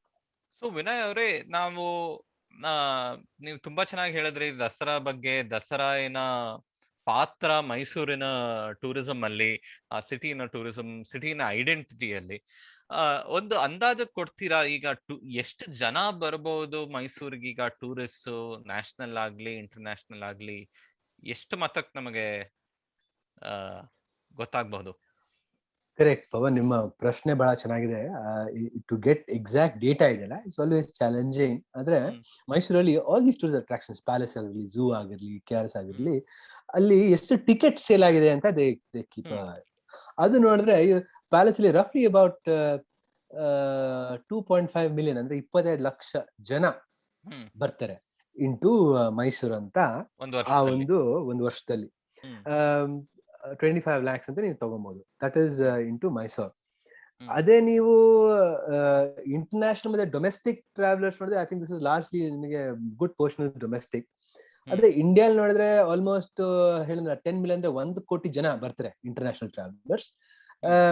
ಅದರಲ್ಲಿ ಹೇಳ್ತಾರೆ ಆಲ್ಮೋಸ್ಟ್ 70-80% ಗೋಲ್ಡನ್ ಟ್ರಯಾಂಗಲ್ ನಾರ್ತ್ ಅಲ್ಲಿ ಉಳ್ಕೊಂಡ್ಬಿಡ್ತಾರೆ. ದ ರೆಸ್ಟ್ 30% ಒಂದು ಸೌತ್ ಗೆ ಬಂದ್ರೆ ಒಂದು 30 lakh ಟೂರಿಸ್ಟ್ ಬಂದ್ರೆ ಅದರಲ್ಲಿ 90% ಗೋ ಟು ಕೇರಳ. ಸೊ ನಮಗೆ you are left with about 3 lakh. ಅವರು they are dispersed across different destinations. So ಅದರಲ್ಲಿ ಯು ವಿಲ್ ಆಲ್ಸೋ ನೋ ಅಂದ್ರೆ maybe international travel in to Mysuru is about maybe I don't know 50,000 12 lakh ಅಂತ ಹೇಳ್ಬೋದು. Also ನೀವು ನಾನು ಮಾತಾಡ್ತಿರುವಾಗ Y international tourism ನಿಮಗೆ ಅನ್ಸ್ಬೋದು ಯಾಕೆ ವಿನಯ್ ಅಷ್ಟು ಫೋಕಸ್ ಮಾಡ್ತಾನೆ ಅಂತ. ಯಾಕೆ ಅಂದ್ರೆ if you look at around the world, tourism is as an industry is a money spinner with international travelers. ಆ ಒಂದು ಫೋಕಸ್ ಇದ್ರೆ ಡೊಮೆಸ್ಟಿಕ್ ಆಲ್ಸೋ ಟ್ರಿಕಲ್ಸ್ ಡೌನ್ ಅಲ್ಲ. ಯಾಕಂದ್ರೆ when it becomes a large mass domestic travel ಅಂದ್ರೆ ಒಂದು destination ಗೆ mass tourism ಇಂದ you have challenges with it. ಅದಕ್ಕೆ ನನಗೆ ಹೇಳ್ತೀನಿ. ಒಂದ್ಸತಿ ನಾನು ನೋಡಿದ್ದೆ, ನಾನು ಶ್ರೀಲಂಕಾಗ ಒಂದ್ 2-3 ಸತಿ ಹೋಗಿದ್ದೀನಿ. ಅಲ್ಲೊಂದು ವಿಚಿತ್ರವಾಗಿ ನನಗನ್ನಿಸ್ತು, ಎಸ್ಪೆಷಲಿ ಶ್ರೀಲಂಕಾನಲ್ಲಿ ನಮ್ಮ ಇಂಡಿಯಾ ತರಾನೇ ತುಂಬಾ ಇದೆ ಅಂತ ಅನ್ಸುತ್ತೆ. ಆದ್ರೆ ಬೇರೆ ತರ ಅವರ ಪಾಪ್ಯುಲೇಷನ್ ಜನಸಂಖ್ಯೆ ಡೆನ್ಸಿಟಿ ಕಡಿಮೆ, ಇನ್ನು ಹೆರಿಟೇಜ್ ಇನ್ನು ಚೆನ್ನಾಗಿ ನೋಡ್ಕೊಂಡಿದ್ದಾರೆ. ಆದ್ರೆ ಒಂದು ನನಗನ್ನಿಸ್ತು, ಇಂಡಿಯಾನಲ್ಲಿ ನಮ್ಮ ಸಾಕಷ್ಟು ಜನ ಇಂಡಿಯನ್ಸೇ ಈ ತರ ಹೋಗಿ ನೋಡ್ತಾರೆ. ನೀವಾಗ ಮೈಸೂರು ಪ್ಯಾಲೇಸ್ ಹೋದ್ರೆ ಬರೀ ಫಾರಿನ್ ಟೂರಿಸ್ಟ್ ಅಂತ ನೋಡಲ್ಲ, ನಮ್ ಜನ ಸಾಕಷ್ಟು ಸಿಗ್ತಾರೆ. ಬೇರೆ ಹೆಂಗೆ ತಾಜ್ ಮಹಲ್ಗೆ ಹೋಗ್ಲಿ ಎಲ್ಲಿ ಹೋದ್ರೇನು ಇಂಡಿಯನ್ ಟೂರಿಸ್ಟ್ ಫಾರಿನ್ ಟೂರಿಸ್ಟ್ ಇಬ್ರು ಕಾಣಿಸ್ಬೋದು ಆತರ ಒಂದು ಪ್ರಾಮಿನೆಂಟ್ ಜಾಗದಲ್ಲಿ. ಶ್ರೀಲಂಕಾನಲ್ಲಿ ಸ್ವಲ್ಪ ಅದು ನನಗ್ ಕಾಣಿಸ್ಲಿಲ್ಲ. ಶ್ರೀಲಂಕಾನಲ್ಲಿ ಯಾರಾದ್ರೂ ಬೇರೆ ಡೊಮೆಸ್ಟಿಕ್ ಟೂರಿಸ್ಟ್ ಅಂತ ನೋಡಿದ್ರೆ ಅವರು ತುಂಬಾ ಸತಿ ನಾನ್ ರೆಸಿಡೆಂಟ್ ಶ್ರೀಲಂಕನ್ಸ್ ಬಂದಿರೋರು. ಸೊ ಅಮೆರಿಕನ್ ಆಕ್ಸೆಂಟ್ ಅಲ್ಲಿ ಮಾತಾಡ್ಕೊಂಡು, ಸೊ ಒಂದೊಂದ್ಸತಿ ವಿಚಿತ್ರ ಅನ್ಸೋದು. ಸರಿ, ನಾವು ಬೇರೆ ದೇಶದಿಂದ ಬಂದಿದೀವಿ, ನೋಡ್ತಾ ಇದೀವಿ, ನಾವೇನೋ ಇಂಡಿಯನ್ಸು, ಬಾಕಿಯವರೆಲ್ಲರೂ ಏನೋ ವೆಸ್ಟರ್ನ್ ಪ್ರದೇಶದಿಂದ ಇಲ್ಲ ಅಂದ್ರೆ China, Japan, south east Asia ಇಂದ ಬಂದಿದ್ದಾರೆ. ಲೋಕಲ್ ಆಗಿ ಯಾರು ಓಡಾಡ್ತಾನೆ ಇಲ್ವಾ? ಅದ್ರಲ್ಲೂ ಏನೋ ಇಲ್ಲಿ ಸರಿ ಇಲ್ಲ ಅಂತಾನೆ ಆಲ್ಮೋಸ್ಟ್ ಅನ್ನಿಸ್ಬಿಡ್ತು. ಏನಕ್ಕೆ ಇಲ್ಲಿ ಜನನೇ ಬರಲ್ವಾ? ಸೊ ಒಂದು ಬ್ಯಾಲೆನ್ಸ್ ಇರ್ಬೇಕು ಅನ್ಸುತ್ತೆ. ಬಟ್ ನೀವ್ ಹೇಳಿರೋದು ಒಳ್ಳೇದೆ. ಇಂಟರ್ನ್ಯಾಷನಲ್ ಟ್ರಾವೆಲ್ ಒಂದು ಫೋಕಸ್ ಮಾಡಿದ್ರೆ ಬಾಕಿ ಎಲ್ಲದನ್ನು ನಾವು ಸರಿ ಮಾಡಬಹುದು. ಮೇ ಬಿ ಶ್ರೀಲಂಕಾಲಿ ಅವ್ರ ಒಳಗಿನ ತೊಂದರೆಗಳು ಅವ್ರು ಯೋಚನೆ ಮಾಡ್ಬೇಕಾಗತ್ತೆ ಅದು ಅಂತ. ನಮ್ ದೇಶದಲ್ಲಂತೂ ಆ ತೊಂದರೆ ಇಲ್ಲ, ಜನ ಬರ್ತಾರೆ ಅಲ್ವಾ. ಇದು ತೀರ್ಥಯಾತ್ರೆ, ಚಾಮುಂಡಿ ಬೆಟ್ಟಕ್ ಬಂದು ಪೂಜೆ ಮಾಡೋಕೆ, ಅಲ್ಲಿ ಅರ್ಚನೆ ಮಾಡ್ಸೋಕು ಜನ ಬರ್ತಾರೆ ಬೇರೆ ಕಡೆಯಿಂದ ಅಲ್ವಾ. ಸೊ ನಮ್ಮ ದೇಶದಲ್ಲಿ ಬೇರೆ ಬೇರೆ ಕಾರಣಕ್ಕೋಸ್ಕರ ಜನ ಬರ್ತಾರೆ. ಆದ್ರೆ ಅದರಲ್ಲಿ ಒಂದು ಪ್ರಶ್ನೆ ವಿನಯ್, ಇವಾಗ ಮೈಸೂರಲ್ಲಿ ಇವಾಗ ಗಣೇಶ್ ನಮ್ ಜೊತೆ ಇಲ್ಲ ಈ ಎಪಿಸೋಡ್ ಅಲ್ಲಿ, ಆದ್ರೆ ಅವರು ನಂಗೆ ತುಂಬಾ ಸತಿ ಹೇಳಿದ್ದಾರೆ, ಮೈಸೂರಿನ ಟೂರಿಸಂ ಎಲ್ಲ ಓಕೆ, ಆದ್ರೆ ಇಷ್ಟೊಂದ್ ಜನ ಟೂರಿಸ್ಟ್ ಬರ್ತಾರಲ್ಲ, ಕೂರ್ಗಿಂದ ಬರ್ತಾ ಇರ್ತಾರೆ, ಇಲ್ಲ ಬೆಂಗಳೂರಿಂದ ಬರ್ತಾ ಇರ್ತಾರೆ, 90 ಸ್ಪೀಡ್ ಅಲ್ಲಿ ಹೈವೇಲ್ ಬರ್ತಾರೆ, ಸಿಟಿ ಒಳಗ್ ಬಂದ್ರೇನೋ ಹಂಗೆ ಓಡಿಸ್ಕೊಂಡು ಹೋಗ್ತಾರೆ. ಆ ಒಂದು ನಾವು ಇಲ್ಲಿ 1 ಕೋಟಿ ಜನ ಇಲ್ಲಿ ವಿ ಆರ್ ರೆಸಿಡೆಂಟ್ಸ್, ಆದ್ರೆ ನಮಗೆ ತುಂಬಾ ಸತಿ ಟೂರಿಸ್ಟ್ ಒಬ್ಬೊಬ್ರು ಚೆನ್ನಾಗಿ ನೋಡ್ಕೋತಾರೆ, ಚೆನ್ನಾಗಿ ಕಂಡಕ್ಟ್ ಮಾಡ್ತಾರೆ, ಒಬ್ಬೊಬ್ರು they don't treat this like their own city. ಯಾಕಂದ್ರೆ ಅವ್ರು ಬಂದು ಮುಂದಕ್ಕೆ ಹೋಗ್ತಾರೆ, ಇಲ್ಲಿ ನಾವ್ ಜೀವನ ಮಾಡ್ಬೇಕು. ಸೊ ನಿಮ್ ಯೋಚನೆಯಲ್ಲಿ ನಾವ್ ಇಲ್ಲಿ ಕಂಪೇರ್ ಮಾಡಿದ್ರೆ, ಸಿಂಗಪೂರ್ ನೋಡಿದ್ರೆ, ಬೇರೆ ಕಡೆ ಈ ಒಂದು ಬ್ಯಾಲೆನ್ಸ್ ಹೇಗ್ ತರಬೇಕು? ಕೊನೆಗ್ ಜನ ಅಲ್ಲಿ ಇರ್ತಾರೆ, ಟೂರಿಸಂ ಇಂಡಸ್ಟ್ರಿ ಕೆಲಸ ಮಾಡಬಹುದು, ಮಾಡದೇ ಇರಬಹುದು, ಅವ್ರ ಪಾಡಾಗ ಅವ್ರ ಕೆಲಸ ನೋಡ್ಕೊಂಡು ಇರ್ಬೋದು.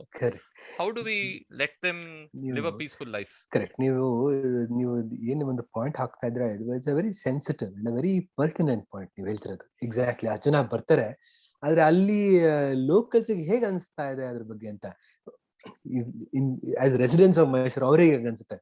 ನನಗೆ ತಿಳಿದ ಮಟ್ಟಂಗೆ ದಸರಾ ಟೈಮಲ್ಲಿ ಮೋಸ್ಟ್ ಮೈಸೂರಿಯನ್ಸ್ ನಾವು ವೀಕೆಂಡ್ ಮತ್ತೆ ಲಾಸ್ಟ್ 2 days ಹೋಗೋದಿಲ್ಲ ಸಿಟಿ ಸೆಂಟರ್, ಯಾಕಂದ್ರೆ ಅಷ್ಟು ತುಂಬ ತುಳುಕ್ತಾ ಇರುತ್ತೆ ಆ ಒಂದು ಟೂರಿಸ್ಟ್ ಇನ್ಫ್ಲೋ ಇಂದ. ಅಂಡ್ ನಮಗೆ ಮೈಸೂರು ಅಂದ್ರೆ that is not what we relate to ಅಲ್ಲ. ಇನ್ಫ್ಯಾಕ್ಟ್ ಬೇಸರ ಆಗುತ್ತೆ, ಅಯ್ಯೋ ನಮ್ಮ ಊರು ಹೀಗಾಗ್ತಿದ್ಯಲ್ಲ ಅಂತ. ಇನ್ಫ್ಯಾಕ್ಟ್ ಈಗ ನೀವು ಮಡಿಕೇರಿ ಮತ್ತೆ ಚಿಕ್ಕಮಗಳೂರು ತಗೊಂಡ್ರೆ ಇಟ್ಸ್ ಈವನ್ ವರ್ಸ್. ಯಾಕಂದ್ರೆ ಲೋಕಲ್ಸ್ ಗೆ ಎಷ್ಟು ಸುಸ್ತಾಗ್ಬಿಡಿದೆ ಅಂದ್ರೆ because of this mass tourism. ಈಗ ನಮ್ಮ ಹೆಂಡತಿ ಊರು ಚಿಕ್ಕಮಗಳೂರು ಗಿರಿ ಹತ್ರ. ಅಲ್ಲಿ ಮುಲನ್ಗಿರಿ ಹೋಗ್ಬೇಕು ಅಂದ್ರೆ I think last Diwali before corona 4000 cars ಹೋಯ್ತಂತೆ. It was jam, perpetual jam ಆಯ್ತು. We don't have that infrastructure ಅಲ್ಲ ಟು ಟೇಕ್ ದಟ್. ಸಣ್ಣ ರೋಡ್ ಅದು. It's a very dangerous road also Mullayanagiri ಹತ್ತೋದು. And two things come into. ಒಂದು, mass numbers ಕೆಲವು destinations it cannot handle. ನಾವು ಕೊಲೆ ಮಾಡ್ತೀವಿ. It's called the death of the destination ಅಂತ. And so many places. ನಮಗೆ ಲದಾಖ್ ಅಲ್ಲಿ ನಮ್ಮ ಮನೆ ಅದೊಂದು ಡಾಕ್ಯುಮೆಂಟ್ ನೋಡಿದೆ, ಬಹಳ ಬೇಸರ ಆಯ್ತು. ನಾನು 10-12 ವರ್ಷದಿಂದ ಹೋದಾಗ ಹೇಗಿತ್ತು. ಯಾಕಂದ್ರೆ ಎಲ್ಲೋ ಫುಂಗ್ಸುಕ್ ವಾಂಗ್ಡೋರು ಹೇಳ್ತಾ ಇದ್ರು in that interview, it can take about 30,000 travellers year. ಆದ್ರೆ right now get some 2.5 lakhs, big number. So ಒಂದು, in terms of numbers it is not sustainable. Second, ನೀವು ಹೇಳ್ದಂಗೆ ರೆಸ್ಪಾನ್ಸಿಬಲ್ ಅಂಡ್ ಸಸ್ಟೈನಬಲ್ ಟ್ರಾವೆಲ್ ಇದೆಯಲ್ಲ. ನೀವು ಬೇರೆ ಕಡೆ ಹೋಗ್ತಿರುವಾಗ you are a guest to the place. ಅದು ಏನಾರೋ ಒಂದು ಕಲ್ಚರಲ್ಲಿ ಟು ರೆಸ್ಪೆಕ್ಟ್ ದಟ್ ಕಲ್ಚರ್. ನಿಮ್ದೇನೋ if you are littering etcetera ಅದೆಲ್ಲ you have to control it. ಯಾಕಂದ್ರೆ both these behaviours with mass tourism, ನಿಮಗೆ ಆ ನಂಬರ್ಸ್ ಇರ್ಬೋದು ಅಂಡ್ ಪ್ಲಸ್ ಆಟಿಟ್ಯೂಡ್ ಇರುತ್ತಲ್ಲ. ನೀವ್ ಹೇಳ್ದಂಗೆ 80-100 ಅಲ್ಲಿ ಓಡಿಸ್ಕೊಂತ ಬರ್ತಾ ಇದ್ರು, ಈಗ ಹಾಗೆ ಓಡಿಸ್ಕೊಂಡ್ ಬರ್ತಿದಾರೆ ಅಂತ. ಡಿಸ್ರೆಸ್ಪೆಕ್ಟ್ಫುಲ್ ಅಲ್ಲ ಲೋಕಲ್ಸ್. ಅದು ಯಾರಿಗೂ ಇಷ್ಟ ಆಗಲ್ಲ. ಮೈಸೂರಲ್ಲೇ ಅಲ್ಲ, ಎನಿವೇರ್ ಇನ್ ದ ವರ್ಲ್ಡ್ ನಿಮಗೆ ಲೋಕಲ್ಸ್ಗೆ ಇಷ್ಟ ಆಗಲ್ಲ. ಅವ್ರೂರಿಗೆ ಹೋಗಿ, ಈಗ ನಿಮ್ ಮನೆಗ್ ಬಂದು ಯಾರೋ ನಿಮ್ಮ ಜೊತೆ ಅವ್ರ ವ್ಯವಹಾರ ಸರಿ ಇಲ್ಲ, ನಿಮ್ಗೆ ಇಷ್ಟ ಆಗತ್ತಾ? ಇಲ್ಲ. So that is both. ನಮ್ಮ especially what we seen, lot of mass domestic travel, ಆ ಒಂದು ಚಾಲೆಂಜ್ ನಿಮಗೆ ಬರುತ್ತೆ. And that's a big challenge. So ಅದು ಎನಿ ಐಡಿಯಾಸ್ ಹೇಗೆ ಅದನ್ನ ಸಾಲ್ವ್ ಮಾಡ್ಬೋದು? ಹೇಗೆ ಕೊನೆಗಂತೂ ಒಳ್ಳೆ ಟೂರಿಸಂ, ಒಳ್ಳೆ ಕ್ವಾಲಿಟಿ ಸಸ್ಟೈನಬಲ್ ಆಗಿ ಪ್ರಮೋಟ್ ಮಾಡಬೇಕು? ಅಂಡ್ ಬೇರೆ ನೀವು ಹೇಳಿದ ತರ ಬೆಟ್ಟದ ಪ್ರದೇಶಗಳಲ್ಲಿ ಜನ ಅಲ್ಲ, ಪರಿಸರನೂ ಹಾಳಾಗತ್ತೆ ಅಲ್ವಾ? ಹಾಳಾಗೋದ್ ಕಾಣಿಸುತ್ತೆ ನಮಗೆ. ಮೈಸೂರಲ್ಲೂ ಪರಿಸರ ಹಾಳಾಗತ್ತೆ ಓವರ್ ಟೂರಿಸಂ ಇಂದ, ಅವ್ರ ಓವರ್ ಡೆವಲಪ್ಮೆಂಟ್ ಇಂದ. ಆದ್ರೆ ಸೊ ಅದೇನ್ ಅದು ಸಮಾಜದ ಪಾತ್ರನ ಇಲ್ಲ? ಇಟ್ಸ್ ಲಿಂಕ್ ಟು ನನ್ನ ಕೊನೆಯ ಪ್ರಶ್ನೆ ಇವತ್ತಿನ ಚರ್ಚೆಯಲ್ಲಿ. ಇನ್ನು ಸಾಕಷ್ಟು ನಾವು ಹರಟೆ ಹೊಡಿಬೋದು, ಬಟ್ ಈಗ ನಾವು ತುಂಬಾ ಸತಿ ನೀವು ಈ ಹೆರಿಟೇಜ್ ಅನ್ನುವಾಗ ನಾವು ಸರ್ಕಾರದ ಬಗ್ಗೆ ಯೋಚನೆ ಮಾಡ್ತೀವಿ. ಆದ್ರೆ ನಿಜವಾಗ್ಲೂ ಯಾರು ಮಾಡ್ತಾ ಇದ್ದಾರೆ ಮೋಸ್ಟ್ ಪಾರ್ಟ್ಸ್ ಆಫ್ ಟೂರಿಸಂ ಅಂದ್ರೆ ನಮ್ಮ ಪ್ರೈವೇಟ್ ಸೆಕ್ಟರ್ ಅಲ್ವಾ? It can be big old companies, big old travel companies, ಇಲ್ಲ ಗಲಿ ಟೂರ್ಸ್, ಈ ತರ ಮಾಡರ್ನ್ ಇನಿಷಿಯೇಟಿವ್ಸ್ ಇಂದ. ಸೊ ಇದು ನಮ್ಮ ಇದರ್ ಇಟ್ಸ್ ಇನ್ ಸೊಸೈಟಿ, ಇಲ್ಲ ನಮ್ಮ ಪ್ರೈವೇಟ್ ಸೆಕ್ಟರ್ ಅಲ್ಲಿ ನಾವು we are managing so many things. Monument ಸರ್ಕಾರ ನೋಡ್ಕೋಬಹುದು, ಸರಿ, ಪಾಲಿಸಿ ಒಂದಷ್ಟು ಲೇ ಡೌನ್ ಮಾಡ್ಬೋದು. ಸೊ ನಿಮ್ ಪ್ರಕಾರ ನಾವು ನಮ್ಮ ಕಂಪನೀಸ್ ಅಲ್ಲಿ, ನಮ್ಮ as individuals, as consumers, as tourist, ಏನ್ ಚೇಂಜ್ ಆಗ್ಬೋದು? ಏನ್ ಚೇಂಜ್ ಕಾಣಿಸ್ತಾ ಇದೆ? ನಿಮ್ಮ ಫಿಲಾಸಫಿ ನೀವೇನ್ ತರಕ್ಕೆ, what you try to bring? Definitely change ಆಗಬೇಕು. ಅಂಡ್ ಆನ್ 2 levels ಅಲ್ಲ. ಒಂದು, you have to have a policy intervention. ಯಾಕಂದ್ರೆ to restrict numbers in to a place ಮಾಡ್ಬೋದು successfully. So many places have done. ಈಗ ಭೂಟಾನ್ ಅಲ್ಲಿ as an international traveller, if you have to go, you have to pay $500 a day ಅಲ್ಲ. That's the fee, except for Indians, ಯಾಕಂದ್ರೆ ಇದರ neighbour ಅಂತ. ಯಾಕೆಂದ್ರೆ to restrict number. ಈಗ ಭೂಟಾನ್ ಅಲ್ಲಿ ಅಂತ ಒಂದು ಬ್ಯೂಟಿಫುಲ್ ಹಿಮಾಲಯನ್ ಕಿಂಗ್ಡಮ್ ಅಲ್ಲಿ it cannot handle mass tourism. ಆದ್ರೆ excuse me, it's the death of the destination ಅಂತ ಹೇಳ್ತಾರೆ. ಹಾಗೆ how they control the numbers ಅಂದ್ರೆ ಅದಕ್ಕೊಂದು ಫೀ ಹಾಕೋದು ಅಲ್ಲ. ಇಷ್ಟೇ ಪಾಸ್ ಕೊಡೋದ ಈ ವರ್ಷ, ಇಷ್ಟು ಪಾಸ್ ಕೊಟ್ರೆ ಇಷ್ಟು ಜನ ಬರ್ಬೋದು ಅಂತ. So one is controlling the numbers, it's a policy intervention. ಇನ್ನೊಂದು, ನೀವು ಹೇಳಿದ್ದು ಇಟ್ಸ್ ಅ ಕಲ್ಚರಲ್ ಆಸ್ಪೆಕ್ಟ್ ಅಲ್ಲ. ಈ ಒಂದು ನಮ್ಮ ಬಿಹೇವಿಯರ್ ಇರುತ್ತಲ್ಲ, when you go to a different city, ಅದು ಒಂದು that's a cultural sensitisation point of view. ನಾನು ಹೇಳ್ತಿರೋದು, ಈಗ ಬರೀ ಬೇರೆಯವರು ಮೈಸೂರಿಗೆ ಬಂದು ಹಾಗೆ ಬಿಹೇವ್ ಮಾಡ್ತಾರೆ ಅಂತಲ್ಲ, ಅದಾಗ್ಬೋದು. ಈಗ ನಾವು ಇಂಡಿಯನ್ಸ್ ಬೇರೆ ಕಡೆ ಹೋದಾಗ ನಾವು ಹೇಗೆ ಒಂದು ನಮ್ಮ ಬಿಹೇವಿಯರ್ ಹೇಗಿರುತ್ತೆ ಅಂತ, ದಟ್ ಅಲ್ಲಿ I think we have a long way to go. ನಾವು ಎಸ್ಪೆಷಲಿ ಒಂದು to blend in to the culture, to understand their culture, to appreciate the culture and to be respectful ಇದೆಯಲ್ಲ. ದಟ್ ನನಗನ್ಸುತ್ತೆ, I would like to believe with more exposure, maturity and more travel, ಅದು ಬರುತ್ತೆ. that we see with ಬಹಳ especially with international travellers they're more sensitive. ನನಗೆ ಅನ್ಸುತ್ತೆ that's a function of ಸಾಕಷ್ಟು travel ಮಾಡಿದರೆ, ಸಾಕಷ್ಟು ಎಕ್ಸ್ಪೋಜರ್ ಇದೆ, and their culture is more sensitive ಅಂತ. ಅದನ್ನ we have to definitely focus on that as a cultural sensitivity aspect ನಮ್ಮಲ್ಲಿ, and that's a societal change ಅಲ್ಲ ನಮ್ಮಲ್ಲಿ. that's a societal change that has to happen. And from private initiatives, ಇವಾಗ ನೀವು ಗಲಿ tours ಅಲ್ಲಿ ಹೇಗೆ ಯೋಚನೆ ಮಾಡ್ತೀರಾ? ಅಂಡ್ ನೀವು ಒಬ್ರೇ ಅಲ್ಲ ಅಲ್ವಾ, while the number is small, ದೇಶದಲ್ಲಿ ಬೇರೆ ಬೇರೆ ಕಡೆ ಈ ತರ ಒಂದು modern, more sustainable, more sensitive tourism and travel ಅನ್ನ ಪ್ರಮೋಟ್ ಮಾಡಕ್ ತುಂಬಾ ಜನ ಟ್ರೈ ಮಾಡ್ತಾ ಇದ್ದಾರೆ ಅವರವರೇ ಸ್ಟೈಲ್ ಅಲ್ಲಿ. ಸೊ ಇನ್ ಜನರಲ್ ಅಲ್ಲಿ ಏನ್ ನೀವು ಬದಲಾಯಿಸ್ತಾ ಇದ್ದೀರಾ, ಬದಲಾಯಿಸಬಹುದು?